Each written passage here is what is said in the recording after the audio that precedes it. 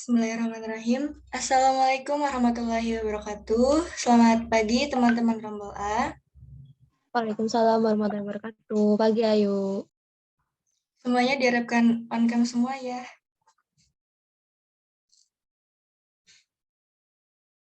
Mau di SS soalnya.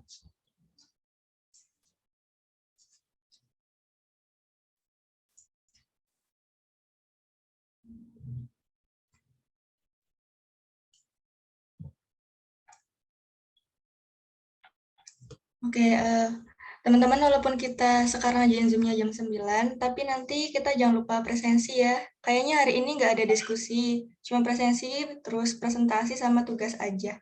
Kayak gitu.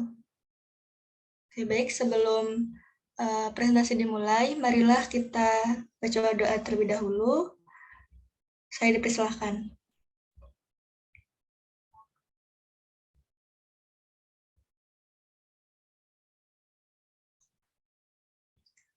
Sudah selesai, silakan kepada kelompok penyaji untuk mempresentasikan materinya. Baik, terima kasih Ayu. Nah, untuk Yusrika bisa share screen.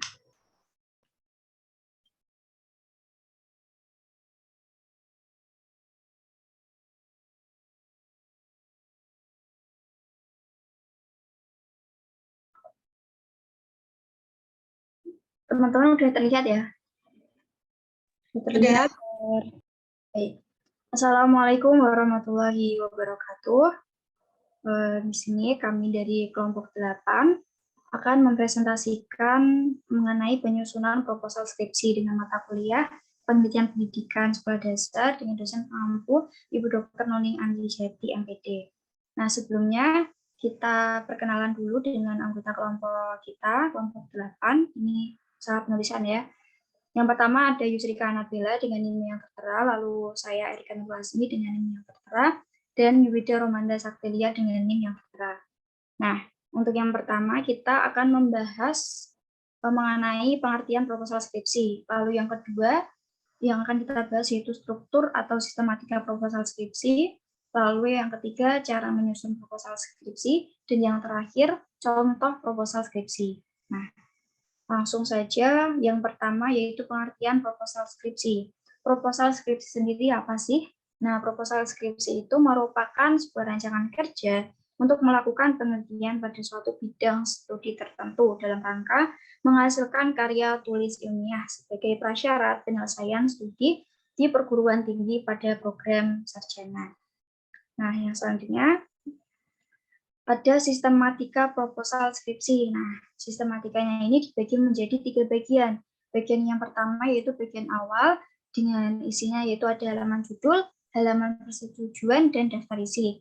Lalu pada bagian isi terdapat yang pertama latar belakang masalah, identifikasi masalah, perumusan masalah, tujuan penelitian, manfaat penelitian, kajian pustaka, kerangka berpikir, hipotesis, dan yang terakhir ada metode penelitian.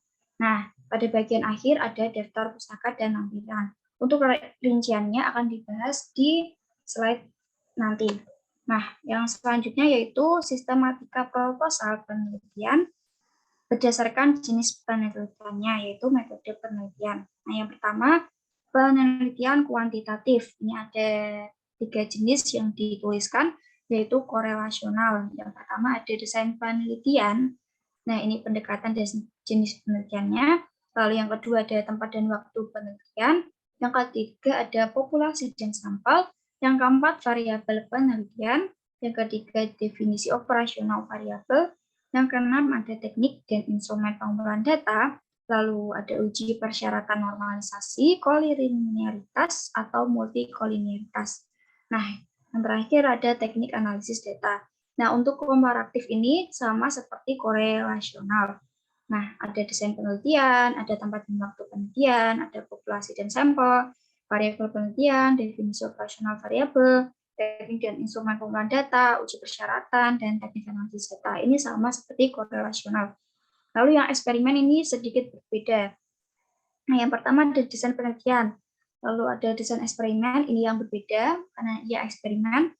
Lalu ada tempat dan waktu penelitian, populasi dan sampel, variabel penelitian, definisi operasional variabel, lalu teknik dan instrumen pengolahan data, uji persyaratan, teknik analisis data. Nah, yang terakhir ini beda, yaitu treatment dilaksanakan 4 kali di luar pretest dan post-test.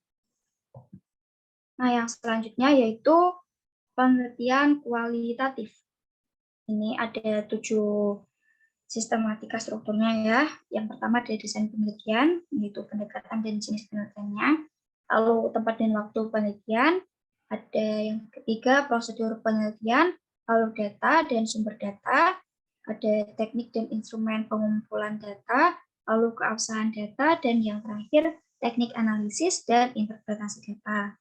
Nah, selanjutnya penelitian pengembangan atau R&D ya.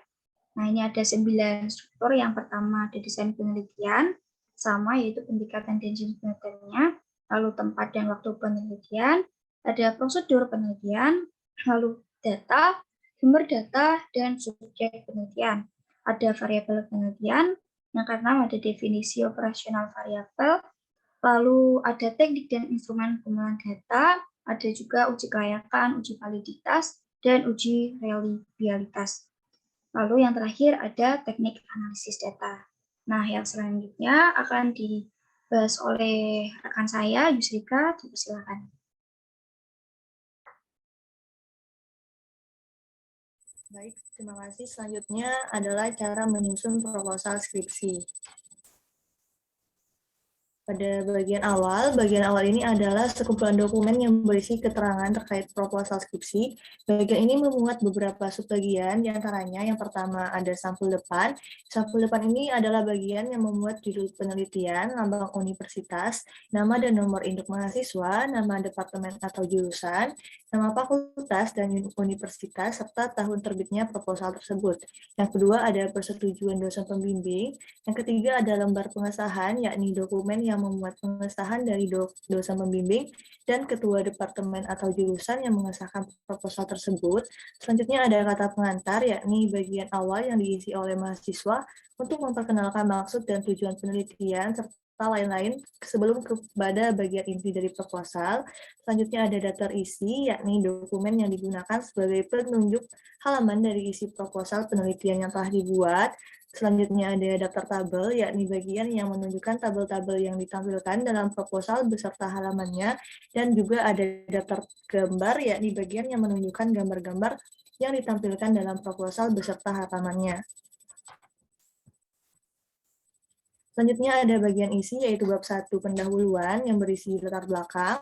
Latar belakang adalah bagian yang menjelaskan tentang pentingnya masalah yang akan diteliti serta urgensinya, dan pada latar belakang ini permasalahan juga dijelaskan kedudukan masalah yang akan diteliti dalam lingkup permasalahan yang lebih luas. Yang kedua ada identifikasi masalah, yaitu berupa pendataan masalah yang sesuai dengan tema atau topik penelitian. Identifikasi ini merupakan upaya untuk menemukan faktor-faktor atau variabel-variabel yang secara konseptual diperkirakan sebagai penyebab terjadinya permasalahan. Yang ketiga ada pembatasan masalah pada penelitian kuantitatif. Ini pembatasan masalah merupakan ruang lingkup yang akan dikaji melalui penelitian dengan mempertimbangkan kekhasan bidang kajian, keluasan, dan kelayakan masalah. Selanjutnya ada rumusan masalah. Pada bagian ini peneliti akan memuat daftar pertanyaan secara singkat dari masalah yang telah dijelaskan pada bagian latar belakang. Nah, bagian ini berfungsi untuk membuat batasan masalah yang diteliti yang dapat disusun dalam kalimat pertanyaan. Selanjutnya ada tujuan dan manfaat penelitian. Tujuan penelitian ini adalah bagian yang memuat sasaran yang akan didapatkan dalam penelitian, sedangkan manfaat penelitian memuat manfaat yang akan diperoleh dari penelitian.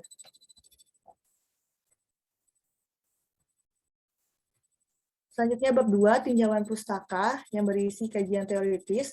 Kajian teoritis ini berisi penjelasan hubungan antar variabel atau antar fenomena yang disusun berdasarkan hasil identifikasi dan kajian teori. Yang kedua, sintetis teori sebagai kristalisasi dari berbagai teori yang disusun secara sistematis sehingga mampu memberikan penjelasan mengenai hubungan, pengaruh, dan atau prediksi tentang suatu variabel atau fenomena. Yang kedua ada kajian empiris. Nah, kajian empiris ini berupa hasil penelitian-penelitian sebelumnya yang relevan, yang sesuai dan mendukung kebutuhan penelitian.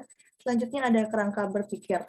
Bagian kerangka berpikir ini berisi gambaran tentang alur pikir peneliti yang disusun secara sistematis berdasarkan kerangka teoritis yang ada pada bagian pertama dalam memecahkan atau menjawab masalah penelitian. Selanjutnya ada hipotesis penelitian dalam penelitian kuantitatif yang berisi pernyataan dan berisi gambaran tentang hubungan, pengaruh, atau perbedaan antar variabel penelitian.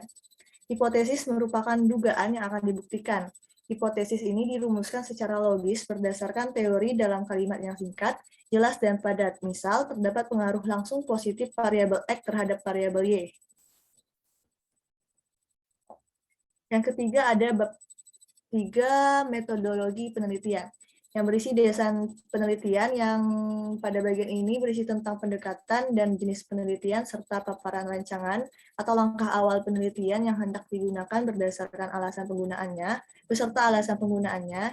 Yang kedua ada tempat dan waktu penelitian, yang ini menunjukkan tempat penelitian yang dilakukan, alasan tempat itu dipilih atau karakteristiknya, dan waktu penelitian itu dilaksanakan dari mulai penyusunan proposal sampai dengan pelaporan. Selanjutnya ada prosedur penelitian yang berisi tentang alur penelitian yang berisi deskripsi, perencanaan, dan pelaksanaan penelitian yang dituliskan secara deskriptif dan digambarkan dalam skema prosedur penelitian. Dan selanjutnya ada populasi dan sampel. Populasi ini adalah semua individu, unit, atau peristiwa yang ditetapkan sebagai sasaran penelitian yang memiliki karakteristik tertentu dan merupakan wilayah generalisasi yang ditetapkan oleh peneliti. Sedangkan sampel adalah bagian dari populasi yang memiliki ciri atau sifat yang sama dengan populasinya dan harus representatif. Selanjutnya ada pada bagian akhir skripsi, proposal skripsi ini berisi antara lain adalah daftar pustaka dan lampiran. Daftar pustaka ini merupakan daftar yang berisi semua buku atau tulisan ilmiah yang menjadi rujukan dalam menyusun proposal skripsi. Sedangkan lampiran merupakan bagian dari proposal yang berisi informasi pendukung di dalam proposal skripsi. Untuk slide selanjutnya akan dibacakan oleh Yuwida. Baik, terima kasih atas kesempatannya. Selanjutnya yaitu mengenai contoh dari proposal skripsi. Nah, dari kelompok kami ini menggunakan judul yaitu pengaruh bermain game online pada motivasi belajar siswa kelas 5 SD Negeri 2 Banjaran. Nah, untuk latar belakangnya yaitu adanya game online memang sudah mulai mempengaruhi kegiatan keseharian di kalangan siswa sekolah dasar. Fakta ini sangat jelas memprihatinkan karena seharusnya siswa sekolah dasar banyak menghabiskan waktunya untuk belajar. Pada perspektif sosiologi, seseorang yang menjadikan game online sebagai prioritas cenderung akan berkembang menjadi pribadi yang individualis serta egosentris. Oleh sebab itu, perlu sekiranya dilakukan penelitian dengan judul pengaruh bermain game online pada motivasi belajar siswa kelas 5 SD Negeri 2 Banjaran.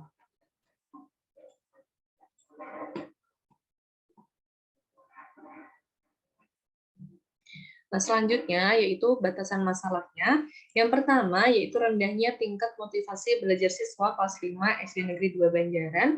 Yang kedua yaitu tingginya tingkat bermain game online yang dilakukan oleh siswa kelas 5 SD Negeri 2 Banjaran. Nah, untuk rumusan masalahnya, adakah pengaruh bermain game online pada motivasi belajar siswa kelas 5 SD Negeri 2 Banjaran? Lalu untuk tujuan penelitiannya yaitu untuk mengetahui pengaruh dari bermain game online pada motivasi belajar siswa kelas 5 SD Negeri 2 Banjaran. Untuk kajian teorinya yaitu terkait motivasi belajar terdiri atas pengertian, fungsi, jenis, ciri-ciri, faktor yang mempengaruhi, serta usaha untuk meningkatkannya. Sedangkan untuk kajian teori terkait game online mencangkup pengertian, jenis, serta dampaknya.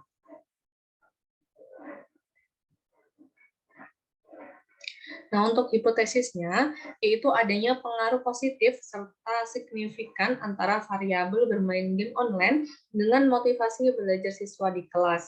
Untuk desain penelitiannya, penelitian ini memiliki desain ex post facto, yang mana peneliti berupaya dalam meneliti suatu fakta yang sudah terjadi di lapangan. Pendekatan yang dipakai dalam penelitian ini yakni kuantitatif, sehingga dapat menghasilkan data berwujud kumpulan angka. Nah, untuk populasi dan sampelnya, populasi di dalam penelitian ini berupa semua siswa kelas 5 SD Negeri 2 Banjaran. Untuk sampelnya pada penelitian ini akan mengambil 15 orang siswa untuk dijadikan sebagai subjek. pengambilan siswa dilakukan dengan memakai teknik simple random sampling, yang mana responden dipilih oleh peneliti secara acak.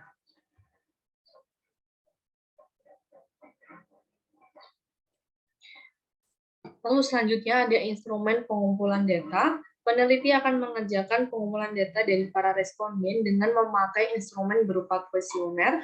Lalu selanjutnya ada validitas data. Pengujian data hasil penelitian memakai 4 validitas, yaitu terdiri dari isi, konstruk, lalu ada kongruen, lalu serta prediksi. Nah, alat ukur yang dipakai oleh peneliti dalam menguji validitas data penelitian yakni produk momen dari Carl Person.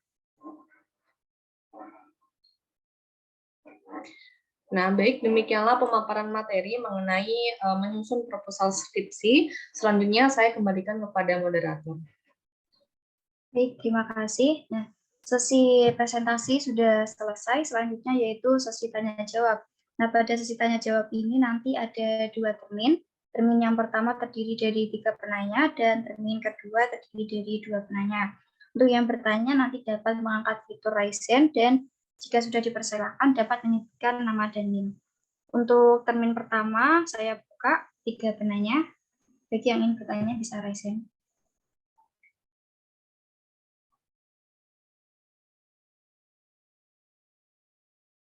Baik, sudah ada 3 penanya. Untuk yang pertama, Putri Alicia Salsabila bisa.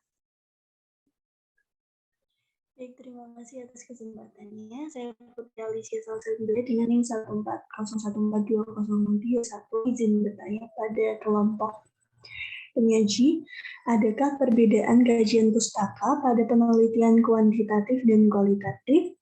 Kemudian apa sajakah indikator yang harus diperhatikan agar proposal skripsi dapat dikatakan berhasil ke tahap selanjutnya? Terima kasih. Baik, terima kasih atas pertanyaannya, Alicia. Lalu yang kedua ada Vicky Camelia. Silakan.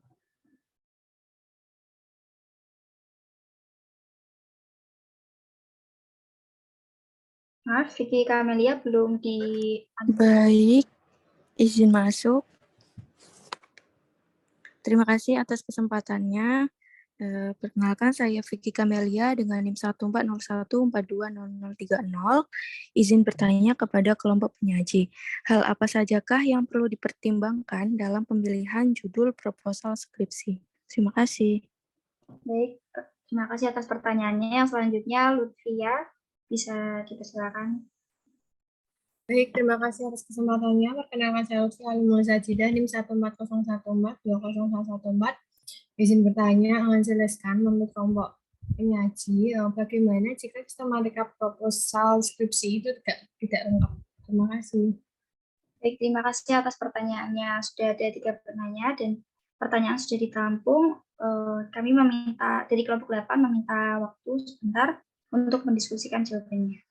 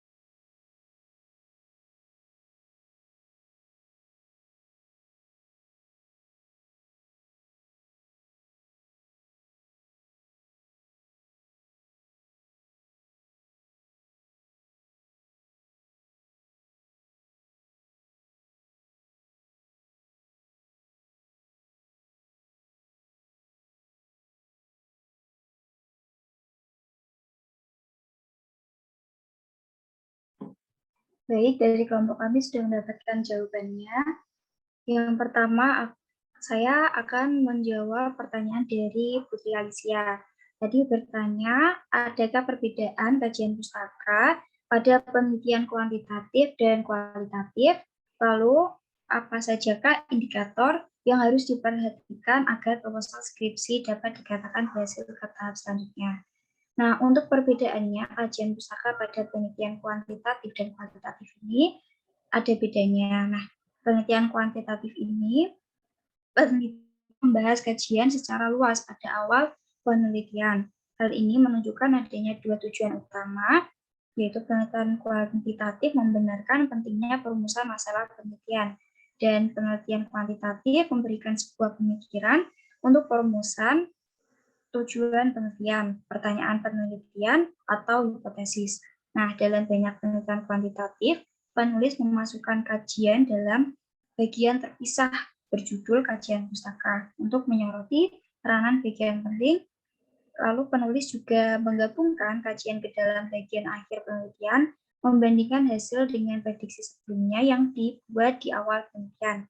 Nah, untuk kajian pustaka pada penelitian kualitatif sendiri, pustaka memberikan tujuan yang sedikit berbeda. Sama seperti penelitian kuantitatif, penulis menyebutkan kepustakaan pada awal penelitian untuk mendokumentasikan atau membenarkan manfaat dari penelitian. Akan tetapi, penulis tidak membahas kepustakaan secara panjang lebar pada awal penelitian. Nah, penelitian kualitatif memungkinkan kemunculan pendapat dari partisipan tanpa dipaksa oleh pendapat dari pihak lain. Nah, pada beberapa penelitian kualitatif, peneliti menggunakan pustaka untuk mendukung penemuan. Meskipun demikian, pada beberapa proyek penelitian kualitatif, peneliti menempatkan kajian pustaka pada akhir penelitian sebagai kontras atau perbandingan dengan penemuan utama penelitian. Pengontrasan dan pembandingan ini tidak sama dengan prediksi pada kuantitatif. Pada penelitian kualitatif, peneliti tidak membuat prediksi awal tentang hasil temuannya. Nah, mereka lebih cenderung menjawab pada apakah penemuan pada penelitian mendukung atau mengubah ide dan praktik kepustakaan yang telah ada, seperti ditunjukkan oleh penelitian kualitatif di institut.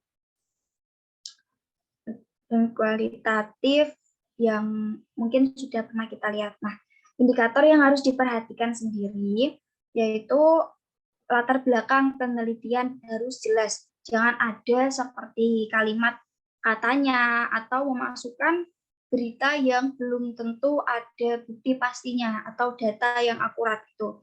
Jika ada data, maka datanya bisa digunakan untuk penelitian. Nah, lalu menggunakan artikel jurnal dengan rating yang baik sebagai referensinya. Nah, yang mana bisa dipilih artikel yang terbaru, yang mungkin tahunnya belum jauh, lalu gunakanlah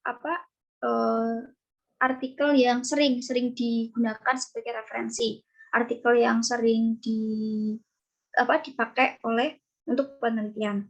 Nah, yang ketiga yaitu metode penelitian yang sesuai. Jadi metode penelitian ini harus sesuai dengan bentuk penelitiannya. Jangan mungkin ini penelitiannya harus menggunakan metode kualitatif, malah menggunakan metode kuantitatif. Mungkin metode kuantitatif kan istilahnya lebih mudah ya untuk digunakan gitu. Jadi jangan sembari yang ini lebih mudah jadi digunakan gitu. Nah, untuk yang terakhir ada kerapian penulisan dan daftar pustaka ini harus benar-benar diperhatikan. Cek lagi proposal kita dan pastikan tidak ada typo dalam penulisan, dan untuk semua daftar pustaka harus dituliskan walaupun daftar pustakanya mungkin banyak gitu ya. Nah, itu jawaban dari kelompok kami atas pertanyaannya Alicia. Apakah bisa diterima? Dapat diterima, terima kasih. Baik, nah apakah untuk yang selanjutnya pertanyaan dari Vicky akan dijawab oleh rekan saya. Saya persilakan. Baik, terima kasih. Selanjutnya saya akan menjawab pertanyaan dari Vicky, yaitu hal apa saja yang perlu dipertimbangkan dalam pemilihan judul proposal skripsi. Nah, menurut kelompok kami, judul proposal ini merupakan hal yang penting dan pokok dalam sebuah penelitian, karena dengan judul proposal yang menarik ini, karena dengan judul dapat menarik minat pembaca dan dapat menjadi simpulan awal dari penelitian yang akan dilakukan oleh peneliti. Nah, dalam mengambil judul penelitian ini harus mempertimbangkan beberapa faktor, yaitu yang pertama, judul proposal harus sesuai dengan minat peneliti. judul proposal yang sesuai dengan minat peneliti dan dapat membangkitkan minat peneliti dalam setiap langkah penelitian, terutama keinginan untuk memperoleh kebenaran ilmiah. Yang kedua, judul yang dipilih mampu dilaksanakan oleh peneliti, karena dengan kemampuan pengetahuan dan keterampilan, peneliti akan mampu memecahkan permasalahan yang sesuai dengan judul yang dipilih. Yang ketiga, judul yang dipilih haruslah topik yang bisa diteliti oleh peneliti. Yang keempat, data yang diteliti cukup tersedia untuk mendukung judul yang akan diambil. Yang kelima, judul memiliki kegunaan praktis, bermanfaat, dan penting untuk diteliti. Nah, sekian jawaban dari kelompok kami. Bagaimana Vicky, apakah bisa diterima? Baik, terima kasih atas jawabannya, dapat diterima. Baik, terima kasih. Selanjutnya saya kembalikan kepada Eka. Untuk yang selanjutnya, yang terakhir pertanyaan dari Lutfi akan dijawab oleh Yuda. Silakan.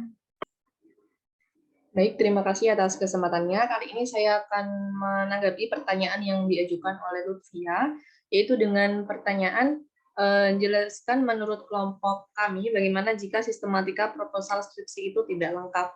Nah, jadi sebelumnya proposal skripsi adalah rencana aksi atau kerja dalam bentuk komunikasi tertulis dan terorganisir.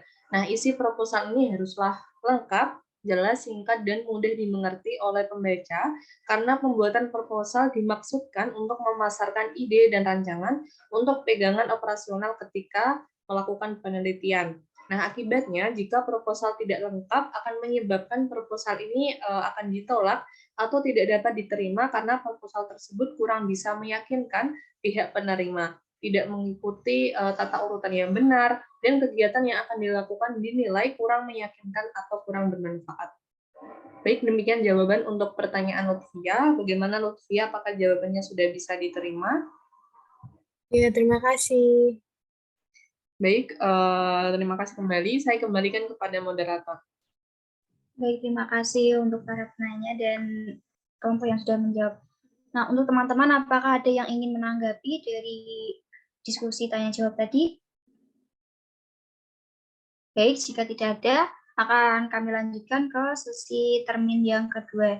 Nah, untuk termin yang kedua akan dibuka dua penanya. Dapat dimulai sekarang, silakan yang ingin bertanya.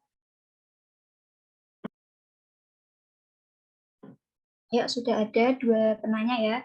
Yang pertama, Sabila, silakan. Baik, izin masuk. Sebelumnya perkenalkan, nama saya Sabila Sairul Jannah dengan NIM 140142298. Izin bertanya, bagaimanakah cara mengkaji teori agar mampu menjelaskan variabel yang diteliti dalam proposal skripsi? Terima kasih. Baik, terima kasih. Untuk yang selanjutnya, Kunti Farha bisa diunmute. Izin masuk. Perkenalkan, nama saya Kunti Farha Alina dengan NIM 140142009. Izin bertanya. Apa syarat yang harus diperhatikan untuk menghasilkan proposal penelitian yang baik? Terima kasih. Baik, terima kasih atas kedua penanya kami. Kami dari kelompok 8 meminta izin untuk waktunya sebentar ya.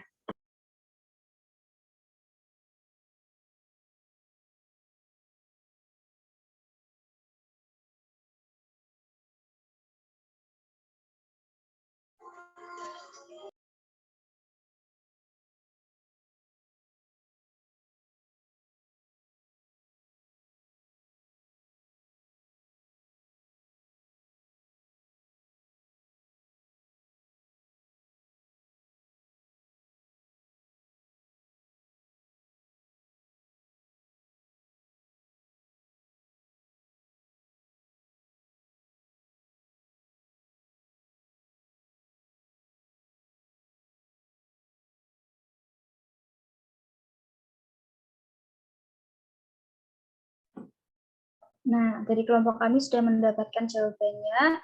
Untuk pertanyaan dari Alina akan dijawab oleh Yuda. Saya persilakan. Baik, terima kasih. Selanjutnya yaitu saya akan menjawab pertanyaan yang telah diajukan oleh Alina, yaitu dengan pertanyaan apa syarat yang harus diperhatikan untuk menghasilkan proposal penelitian yang baik. Nah, ada beberapa cara yang bisa diperhatikan agar menghasilkan proposal penelitian yang baik. Di antaranya yang pertama yaitu menentukan batasan ruang lingkup dari penelitian yang akan dilakukan. Lalu yang kedua yaitu merumuskan tujuan penelitian secara logis dan sejalan dengan rumusan masalah. Lalu yang ketiga yaitu memilih proses kajian literatur dengan cara mencari dan mengumpulkan literatur untuk dijadikan referensi dan relevan dengan topik penelitian yang diajukan. Lalu yang keempat yaitu memilih metode yang sesuai dengan topik penelitian yang akan dilakukan. Lalu yang kelima yaitu ditulis secara singkat dan informatif agar mampu mendeskripsikan penelitian yang akan dilakukan. Lalu yang keenam yaitu disusun sesuai dengan template atau format proposal skripsi. Lalu yang ketujuh yaitu bisa harus memperhatikan tipografi pada isi proposal. Baik, demikian jawaban untuk pertanyaan yang diajukan oleh Alina. Bagaimana Alina, apakah jawabannya sudah bisa diterima?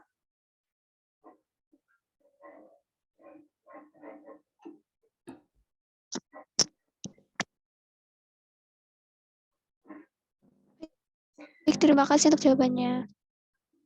Ya, selanjutnya saya kembalikan kepada moderator. Baik, terima kasih Alina dan Wida. Nah, yang selanjutnya pertanyaan dari Sabila akan dijawab oleh Yusrika. Saya persilahkan.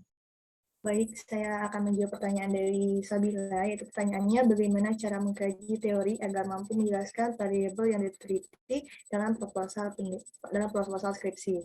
Nah, dalam mengkaji teori, agar mampu menjelaskan variabel yang diteliti, setidaknya dapat menggunakan beberapa pertanyaan-pertanyaan agar teori tersusun secara sistematis.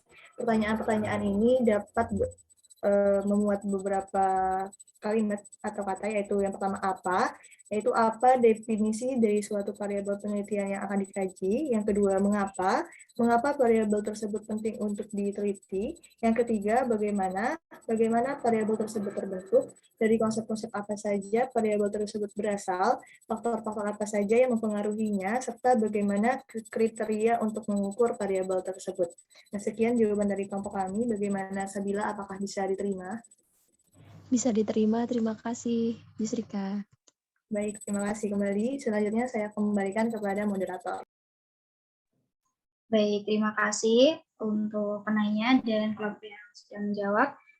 Nah, untuk yang selanjutnya yaitu kesimpulan dari diskusi ini. Nah, diskusi ini tadi bahwa proposal skripsi adalah merupakan rancangan kerja untuk melakukan penelitian pada sebuah bidang studi tertentu untuk menghasilkan karya tugas ilmiah. Nah, untuk sistematika dan struktur proposalnya ini kan tadi dibagi sesuai dengan jenis penelitiannya, itu harus diperhatikan, benar-benar diperhatikan. Kalau jenis penelitiannya itu kuantitatif, kualitatif, atau R&D, itu tidak boleh dicampur baurkan sistematikanya. Jadi sesuai dengan jenis penelitiannya dan harus dilakukan sesuai urut. Karena apa? Jika misal dalam proposal itu kurang dalam bagian strukturnya atau sistematikanya, bisa jadi nanti proposal tidak akan diterima. Itu dari kelompok kami sudah melakukan semua sesi. Saya kembalikan kepada Komting. Terima kasih. Saya tutup. Wassalamualaikum warahmatullahi wabarakatuh. Waalaikumsalam warahmatullahi wabarakatuh. Baik, kita berikan aplaus buat kelompok 8. Terima kasih kepada kelompok 8 yang sudah mempresentasikan materinya dengan sangat baik dan juga teman-teman yang sudah antusias untuk bertanya. Oh iya, jangan lupa jam 10 presensi dan melanjutkan tugas yang sudah diberikan oleh Bu Nuning ya. Mungkin itu saja Zoom pada pertemuan hari ini. Kurang lebihnya mohon maaf. Saya akhiri. Mari kita ucapkan alhamdulillah terlebih dahulu. Alhamdulillahirrahmanirrahim.